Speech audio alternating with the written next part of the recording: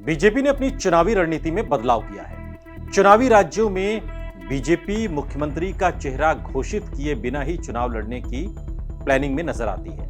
छत्तीसगढ़ की बात करें तो यहां भी सामूहिक नेतृत्व का ही जो फॉर्मूला है वो बीजेपी के काम आ सकता है, यानी कि राज्य का सामूहिक नेतृत्व और प्रधानमंत्री मोदी का चेहरा। क्योंकि 2018 से बीजेपी अब सबक लेना चाहेगी, मतलब बीजेपी पूर्व मुख्यमंत्री डॉक्टर रमन सिंह के 15 साल के कामकाज को लेकर ही जनता के बीच जाएगी, लेकिन चेहरा सामूहिक नेतृत्व पर ही फोकस होगा। यानी कि डॉक्टर रमन सिंह इस बार मुख्यमंत्री की रेस में एक तरीके से रहेंगे तो, मगर वो चेहरा नहीं होंगे छत्तीसगढ़ में। पिछली बार मुख्यमंत्री डॉक्टर रमन सिंह के चेहरे पर पार्टी ने मुख्यमंत्री के लिए दांव लगाया था, जिसमें पार्टी को कोई फायदा नहीं हुआ, बल्कि जो नतीजे आए वो बेहद चौंकाने वाले थे। बीजेपी 15 सीटों पर सिमट कर रह गई। बीजेपी उनके नेतृत्व या कहें कि उनके हाथों में नेतृत्व दे सकती है जो भविष्य में सीएम के दावेदार हों और लॉन्ग टाइम छत्तीसगढ़ का फेस बने रह सकें। राजनीतिक जानकारों की माने तो 2023 में यदि बीजेपी की सरकार बनती है तो प्रदेश में हर वर्ग से मुख्यमंत्री पद के दावेदार सामने दिखाई देंगे। बीजेपी ने 17 अगस्त को मध्य प्रदेश, छत्तीसगढ़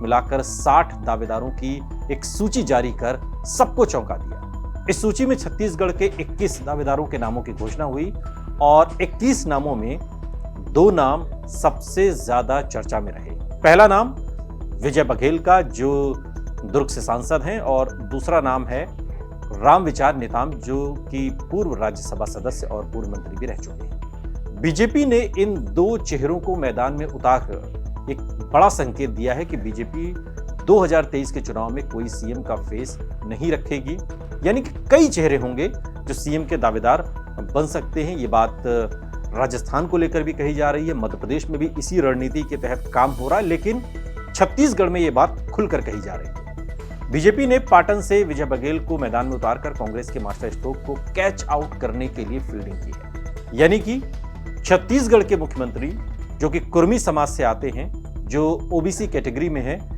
प्रदेश में ओबीसी वर्ग प्रदेश की आबादी का लगभग 50% से अधिक है, और यही वजह है कि भूपेश बघेल के मुख्यमंत्री बनने के बाद बीजेपी ओबीसी वर्ग के बड़े चेहरे की तलाश कर रही थी, जिसके लिए उसने विजय बघेल पर दांव खेला है।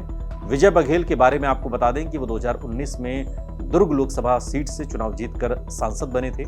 विजय बघेल ने अपने राजनीतिक करियर की शुरुआत साल 2000 में की थी और 2000 में विजय बघेल ने भिलाई नगर परिषद का चुनाव निर्दलीय उम्मीदवार के तौर पर जीता था, और उसके बाद यानी कि 2003 में वो राष्ट्रवादी कांग्रेस में शामिल हो गए और 2003 का चुनाव उन्होंने पाटन विधानसभा सीट से इसी पार्टी से लड़ा, लेकिन उन्हें हार का सामना करना पड़ा। 2003 में चुनाव हारने के बाद विजय बघेल बीजेपी में शामिल हो गए और फिर साल 2008 के विधानसभा चुनाव में बीजेपी ने उन्हें फिर पाटन विधानसभा सीट से उतारा। कांग्रेस की तरफ से भूपेश बघेल चुनाव मैदान में थे और इस चुनाव में विजय बघेल ने भूपेश बघेल को करीब 8000 वोटों से करारी शिकस्त दी थी। विजय बघेल अपने चाचा को चुनाव हराकर पहली बार विधानसभा पहुंचे थे। विजय बघेल बीजेपी सरकार में संसदीय सचिव भी रहे हैं और अब आपको बात बताते हैं दूसरे चेहरे की, जिस पर मुख्यमंत्री पद की दौड़ में शामिल होने की बात जिस पर कही जा रही है, जो बीजेपी का छत्तीसगढ़ में दूसरा बड़ा मुख्यमंत्री का चेहरा हो सकता है।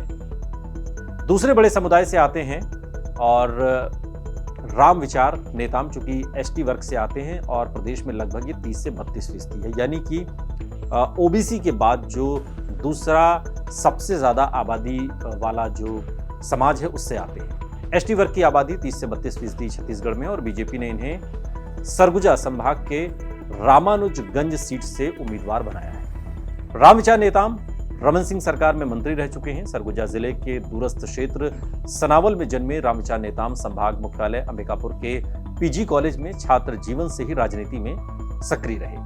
पढ़ाई के बाद वो गांव लौटे तो स्कूल में शिक्षक की नौकरी की। साल 1990 में पहली बार उन्हें पाल क्षेत्र से बीजेपी विधानसभा प्रत्याशी बनाया गया। पहले चुनाव में ही जीत हासिल की और लगातार 5 बार 2013 तक क्षेत्र से विधायक चुने गए। छत्तीसगढ़ की बीजेपी सरकार में वो राजस्व, आदिम जाति कल्याण, गृह, जेल उच्च शिक्षा, जल संसाधन सहित विभिन्न प्रमुख विभागों के मंत्री रहे और इसके अलावा वो बीजेपी संगठन में भी लगातार काम करते रहे। 2001 से लेकर 2003 तक वो अविभाजित सरगुजा जिले के बीजेपी जिला अध्यक्ष रहे। 2013 में रामानुजगंज विधानसभा चुनाव में उन्हें कांग्रेस के प्रत्याशी बृहस्पति सिंह से शिकस्त मिली और पहली बार उन्हें राजनीतिक जीवन में हार का सामना करना पड़ा। चुनाव में पराजय मिलने के बावजूद नेताम को बीजेपी के तब जो राष्ट्रीय अध्यक्ष थे यानी कि अमित शाह ने अपनी टीम का न सिर्फ हिस्सा बनाया बल्कि राष्ट्रीय सचिव के साथ झारखंड राज्य के सह प्रभारी और अनुसूचित जनजाति मोर्चा का राष्ट्रीय प्रभारी का दायित्व भी सौंपा, यानी कि उनका कद पार्टी में बढ़ा। बहरहाल अब चूंकि जो चुनाव की तैयारियां शुरू हो गई हैं और जो जानकारी निकलकर बाहर आ रही है उसके मुताबिक खबरें यही हैं कि कोई चेहरा तो नहीं होगा और बीजेपी की जो दूसरी सूची आई है उसमें 2 से 3 ऐसे नाम जरूर सामने आने की उम्मीद है कि जो सीएम फेस में शामिल हो सकते हैं। इसके साथ ही वो उन वर्गों से भी होंगे जो कई सीटों पर अपना प्रभाव रखते हों, जिनमें 2 नाम तो कम से कम आज के इस वीडियो में हमने आपको बताया, लेकिन कोई चेहरा नहीं होगा। कामकाज अगर गिनाना होगा तो 15 साल के डॉक्टर रमन सिंह के कामकाज को गिनाया जाएगा, लेकिन छत्तीसगढ़ में बीजेपी बिना किसी चेहरे के चुनावी मैदान में ताल ठोंकती हुई नजर आएगी और चेहरा अगर कोई है तो वो सिर्फ प्रधानमंत्री नरेंद्र मोदी का है। ये वीडियो आपको कैसा लगा कमेंट बॉक्स में हमें जरूर बताइएगा। साथ ही ऐसे और वीडियोस के लिए सब्सक्राइब करिए हमारा यूट्यूब चैनल आज तक।